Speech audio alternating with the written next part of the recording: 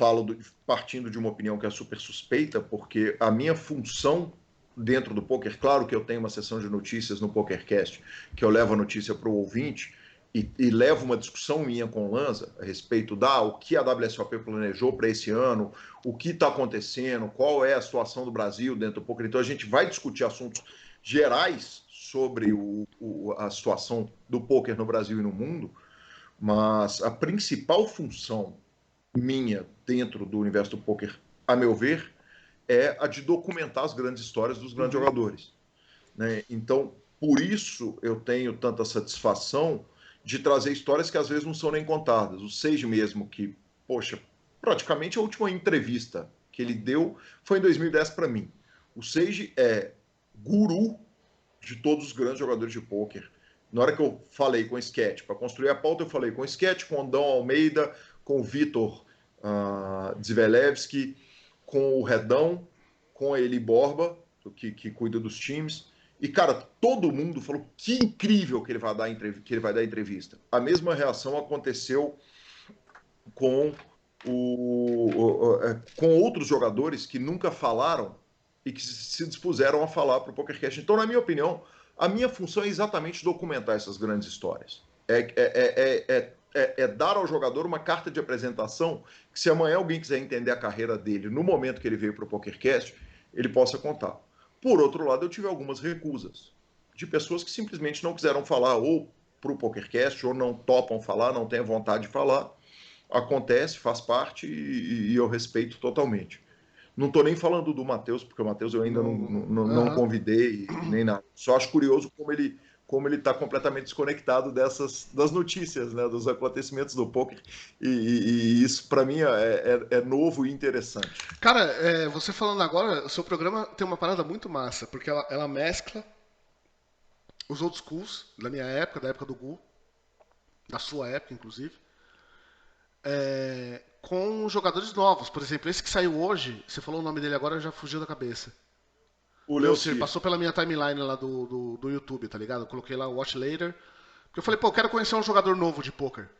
Porque eu confesso que. E sabe quem que é meu próximo Quem? entrevistado, Zé, te interrompendo? O Chacal. Chacal de nome eu lembro. De. Chacal! Chacal! Pô, Chacal, caralho! Chacal Marcheida, né, cara? Aquela lenda. O Chacal tem 65 anos de idade hoje, roda o circuito brasileiro e tal, não sei o quê. E eu trouxe ele para contar a visão do recreativo total. Porra, massa, massa. E assim, o recreativo presente no circuito que eventualmente puxa uma parada ou outra ali também, né? Sim, pô, terceiro colocado no LAPT Panamá e tal. Então é esse mix realmente do jogador do online, do muito conhecido, do desconhecido, do jogador do online. Depois eu trago um jogador do live. Depois eu trago um cara que é da indústria, né? Então eu tento realmente fazer esse mix e trazer todo mundo, cobrir tudo que o ouvinte do PokerCast para que ele tenha uma visão ampla do que é o esporte, de quem construiu e de quem hoje faz o jogo. A entrevista do Akari eu senti como se fosse assim, cara. Tipo.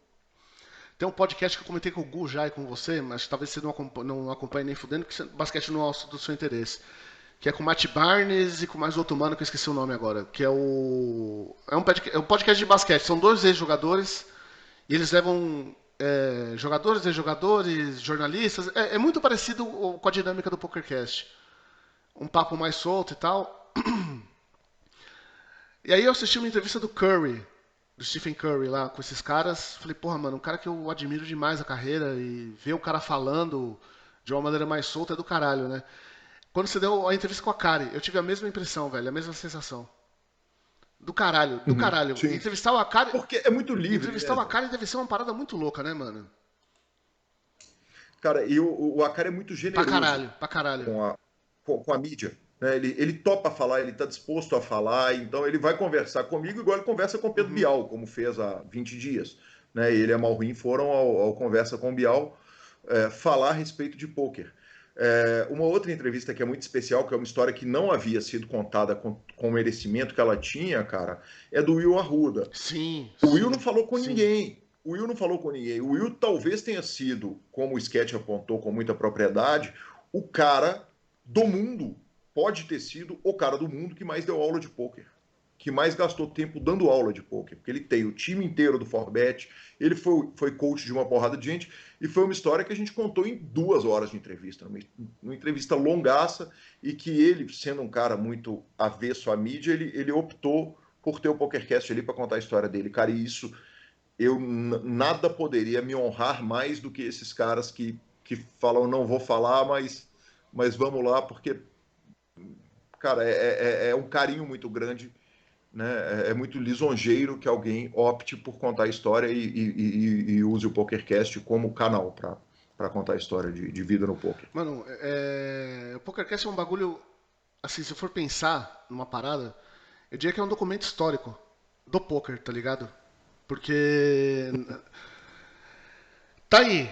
Daqui a 10 anos, essa entrevista vai estar lá. E a gente não sabe daqui a 10 anos que tamanho que vai estar o poker, né? Tipo. A gente sempre achava que o poker no próximo ano ia ser o boom do poker. E todo ano tem sido o boom do poker, tipo, se tornou uma constância, tá ligado? É um gráfico que só sobe, é impressionante essa parada, né?